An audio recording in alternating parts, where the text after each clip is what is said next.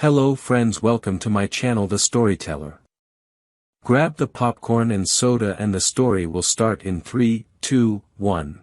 Sophia Miller, at the age of 25, had already become accustomed to the luxury and wealth that surrounded her since birth.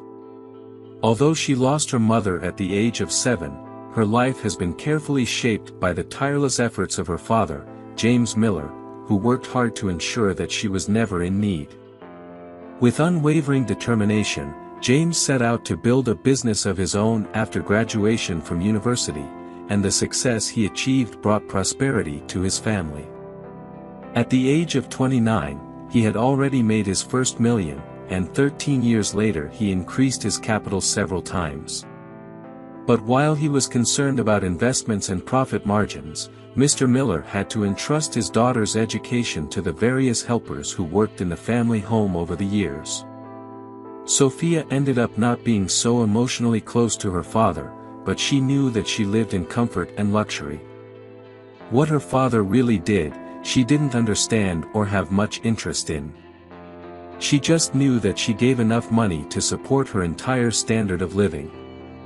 Therefore, she did not learn to be interested in or even respect her father's business. When she came of age, all she knew how to do effectively was squander the money her father earned. A very significant amount, but one that was built with years of hard work. Of course, James Miller tried to persuade and teach his daughter to change her lifestyle, learn something about the family business, and maybe even take on a responsible job there in the future. But the right time to teach the girls certain values had already passed. Now it had become very difficult to change the way Sophia faced reality and life's difficulties. Because, to tell the truth, she hadn't come across many difficulties until that moment. Everything was solved with the help of one of the house's employees or with her father's money. She had everything easy in her hands. Sophia was able to make an amount equal to a lawyer or manager's monthly salary evaporate in just one visit to a shoe store. In addition, the young woman did not seem the least bit embarrassed by sporting or spending her father's money on social networks. She had several followers who just wanted to follow her day-to-day of luxuries and spending. And that was a great excuse she gave herself for the intention of continuing to live in that empty and frivolous way. But James Miller got tired of trying to talk to his daughter and seeing no change. So he decided to arrange a marriage for her to the son of a congressman, which would strengthen her position in business and give her reliable political support of the influential sort. It was on an April night that Mr. Miller approached her daughter about this matter. "You know, I'm not so young anymore and business sucks my energy. I want to make sure you always have everything you need in life until your last days," he told her. Besides not understanding what her father really meant, it sounded like he knew he was going to die or fall ill in the next few days or months. So, looking deep into his daughter's eyes, Mr. Miller gathered his strength and hopes and got straight to the point. He said that he wanted her to get married and that he had already found the perfect suitor, a politician. Sophia thought her father was joking or going crazy, but he kept arguing and she then realized he was serious. Things had gone too far for Sophia. She knew John Clark, he was a son of her father's partner. But Sophia and John were never friends and she never entertained the possibility that this man might one day be her husband. She didn't know what to say to her father. Her lack of reaction and voice were understood by Mr. Miller as an acceptance of the proposal. And so, her father started making calls and working the same day to make his plan come true.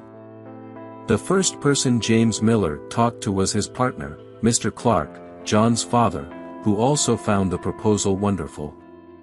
The Clark family business would also be better off with this union of their children. Wedding planning was a long and painstaking process. Sophia Miller, as always, left all responsibility for the organization to her father and the people her father appointed to the job. The ceremonialist hired even commented that she had never worked in such a chic wedding without the bride herself participating in it. And so, she prayed that all of her and the team's decisions turned out to be to Sophia's liking. They rented the best hotel in town for the moment of marriage and a Greek chef to take care of the entire buffet that would be served to the guests. When the wedding day arrived, the entire local elite gathered there. John Clark, the groom, had already taken his place at the altar and the guests were waiting anxiously for the bride's triumphal entry. They glanced at their watches from time to time and cast curious glances toward the back of the room, expecting that, at any moment, the doors would open and announce Sophia Miller's presence. But time passed and the bride did not enter. The guests did not understand what could cause such a delay. James Miller had lived that day with intensity. He hadn't thought of anything other than the marriage of his only daughter to the heir to his friend and partner's fortune. But Mr. Miller didn't get where he did by accident. He knew how to spot a crisis. When the delay became too noticeable and neither he nor any of his employees managed to make contact with Sophia on her cell phone, the businessman realized that he was involved in a scandal in front of the entire financial elite of the city. "I'll be straight with you, James." He did not expect such behavior from his daughter. "Can you imagine what people will think of me now?" said Mr. Clark, trying really hard not to insult his friend right then and there. James Miller was furious, but he didn't let it show. He understood that the responsibility for all this embarrassment was his alone. After all, he had arranged this wedding and made all the preparations. His daughter, for a change, would have no account to pay with all those people who were planted in the hotel's lounge. When she returned home, her father found Sophia fast asleep in her room, as if it had been any other day. It was obvious that the young woman didn't care about the damage done to her father's reputation. The fact is that Sophia had no idea how her life would change from that moment on. That night, James Miller stayed in his office until almost midnight, going over every possible option for how to contain or correct his daughter's utterly disapproving and spoiled behavior. Mr. Miller understood that anything he did earlier would be ineffective, as he had unfortunately lost his position of authority in her life and mind. Before going to bed, the businessman made the only decision he thought was right for the moment. He knew it would drastically change Sophia's life, but after what she'd done, he didn't see any other way out. He would have to show her once and for all that she, like no other person on earth, could do whatever he wanted without suffering consequences. The next morning, Sophia was still sleeping, as usual, when her father woke up and tried to talk to her. Unsuccessful, he left the house and called her later, forcing the young woman to wake up. Annoyed, Sophia put her cell phone to her face and didn't have time to communicate her dissatisfaction to her father. "Daughter," began Mr. James, "I'm going on a very long business trip. I have no idea when I'll be back, but it doesn't matter now. What you need to know is that all of your credit cards have been canceled for now. I bought you a house in Nebraska and that's where you're going to live for a while. Your security guard has already received the instructions and today you are going to your new home." Mr. Miller abruptly hung up the phone before his daughter had a chance to respond. Then Sophia tried to call her father back, but was unable to reach him. Either the call did not complete, or the cell phone called until the timer ran out and the call ended. But Sophia wasn't so worried. After all, what were the chances of her father taking such an attitude? She thought it was another one of her threats. Nothing new in their relationship. Sophia was fully aware of what she had caused by not attending her own wedding, and she knew it would arouse her father's fury. But she thought that a few days would pass and soon he would be calm again. Sophia planned to stay in bed a little longer, maybe even sleep a little longer. However, her plans were interrupted by a heavy and authoritative knock on the door. It was the mansion security guard advising that Sophia had only 30 minutes to get ready and that Mr. Miller had been clear. If Sophia didn't cooperate and didn't pack her things, the security guard had carte blanche to pack the woman's bags himself, choosing what he thought was best and taking her to Nebraska, where her new home was. Does he really think I'm going to live on a farm? Sophia screamed furiously. Security came in and demanded that she cooperate, in a tone that clerk had never used with her before. He said he had orders from Mr. Miller to comply and that he ordered him, that he was her boss and not her. After all, she didn't even have any active credit cards at the moment. Sophia realized that this time her father was serious and decided to cooperate, but she felt deeply upset. Getting to the house in Nebraska took about 8 hours. During the drive, she had prayed that this was all just a prank, a scare orchestrated by her father. However, as the car moved along the road, she saw that they were indeed going somewhere in Nebraska, far away from shopping malls, designer stores, and urban civilization. When she saw the house her father had booked, Sophia wanted to run. But since there was nowhere to run in those big farm pastures, she had to be content to accept everything in silence. The house chosen by Mr. Miller was not very large and all the action of time was apparent in his paintwork and hardware. The security guard didn't waste a minute and as soon as he got out of the vehicle, he had already started taking the woman's bags home. She said that she had a lot more to do on her employer's behalf and that she hoped to get home before dark. When the car made the turn on the dirt road and accelerated towards the road, Sophia was sure that this was not a prank and not a scare from her father. It was for real. She had crossed the line and was on her own in this place, which she could only describe as horrible and godforsaken. She felt empty inside and sad. She wanted to cry, but her pride wouldn't allow it. In fact, what she was feeling was pure hatred, like she hadn't felt since she was a child. As soon as she opened the front door, Sophia noticed that the house was even worse from the inside. All the furniture was old and covered with a thick layer of dust. There were cobwebs in the corners of the walls. In certain places, as she stepped, the wood on the floor creaked. It would take at least a month to clean everything up, but I had to start. After all, she was going to need to sleep and eat there, unless a miracle happened. For a young woman who never needed to use a broom, mop and cleaning products for more than 5 minutes in her life, cleaning that house was an exhausting and complex task. She only took breaks to drink water and eat some snacks that she had brought ready from the mansion. Even when she ate, she was anxious because of the hatred she felt, and that somehow gave the spoiled young woman strength to continue the task.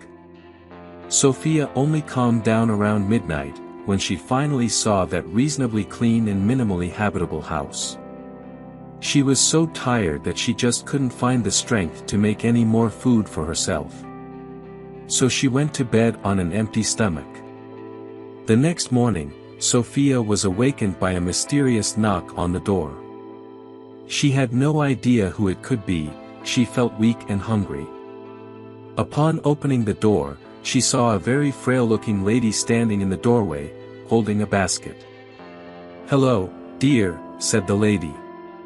"My name is Teresa Alvin, I'm your neighbor, and I brought you some food, because I know there's nothing in this house." Sophia smiled at the lady, who seemed very friendly and calm. The young woman didn't quite know what to do, but she ended up taking the basket that the elderly woman had taken and invited her in. Teresa saw the clean floors and wondered how much time and effort that little girl had invested in cleaning the house. They sat on the only couch in the small room and talked. Teresa knew that Sophia would be there for a long time, and that to support herself, Sophia would need a job. Sophia was shaken. Until that moment in her life, she had never exercised any occupation. What did that lady mean? With great tact, Teresa tried to say that the area she was living in now needed someone to deliver people's mail, and she thought Sophia could take the job. The young woman didn't know what to say, and she thought for a minute. Her dad really looked like he was serious, and it wouldn't help at all.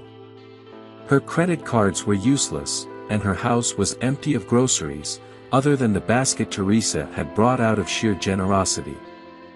Sophia had no idea how that would work, but she felt compelled to accept the proposal. Being a wallet turned out to be an easier job than Sophia had imagined.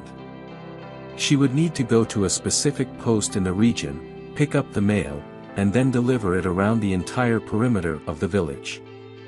There weren't many residences around, but they were a little far from each other, as there were many farms and ranches.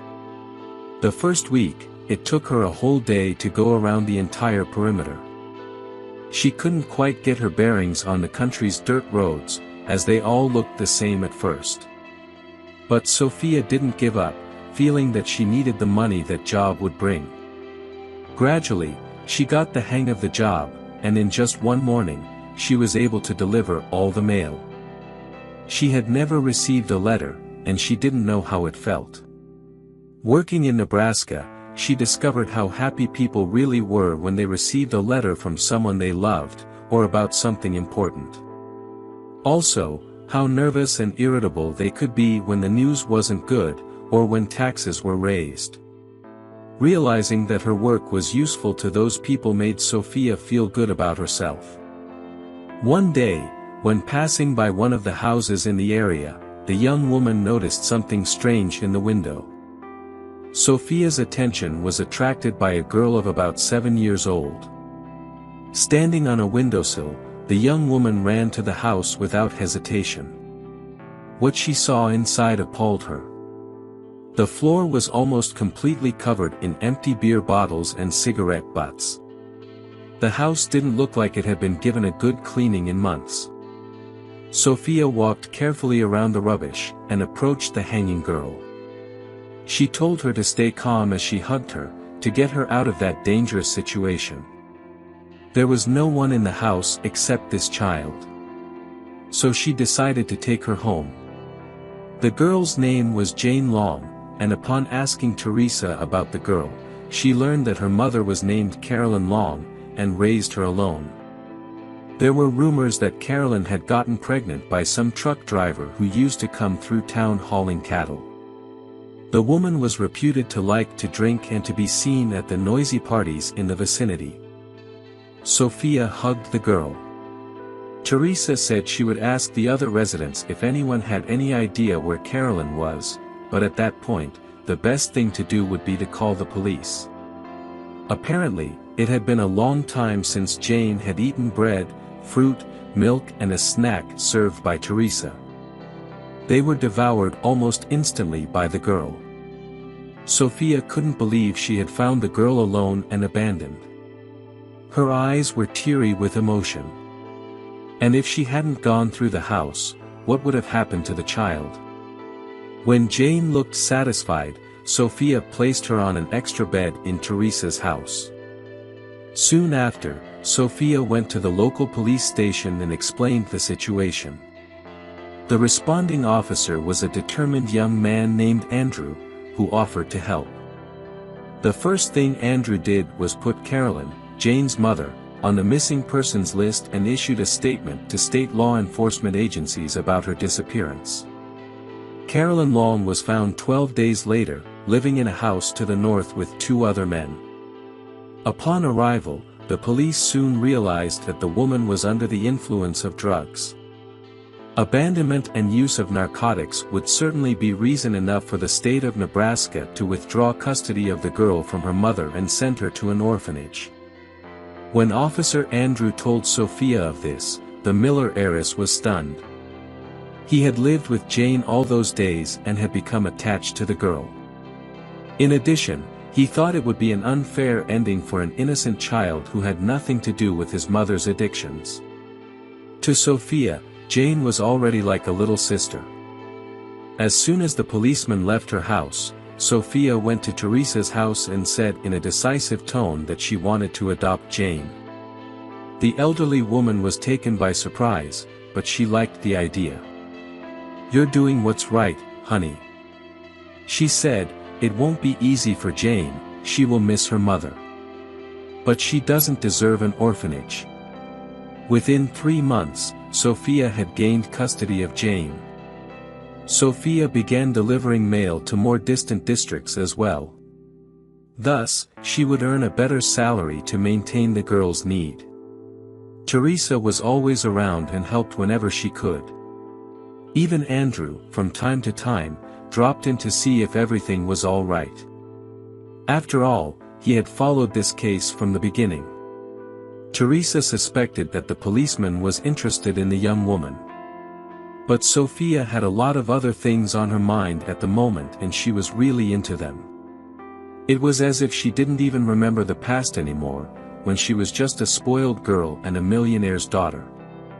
But one day, after arriving home, after delivering all the mail in 3 different districts and hugging Jane, Sophia was surprised by the arrival of a Mercedes.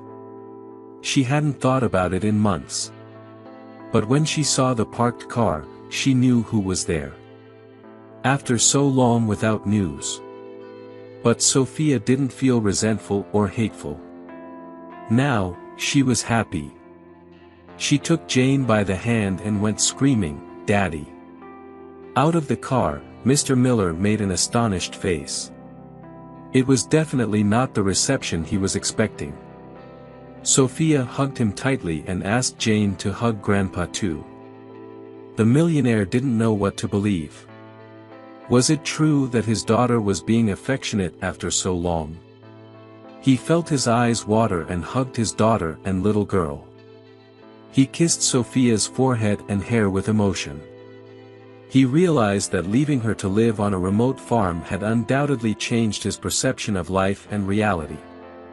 However, Mr. Miller also realized that he had made a mistake in trying to arrange a marriage for her. Without Sophia expecting it, he looked deep into her eyes and said, "My daughter, I'm sorry." Embracing, the 3 entered the small house. They were a family again. Sophia was finally ready to head back to the city if she wanted to. Thanks for watching. It has been my pleasure to share Sophia Miller's story with you.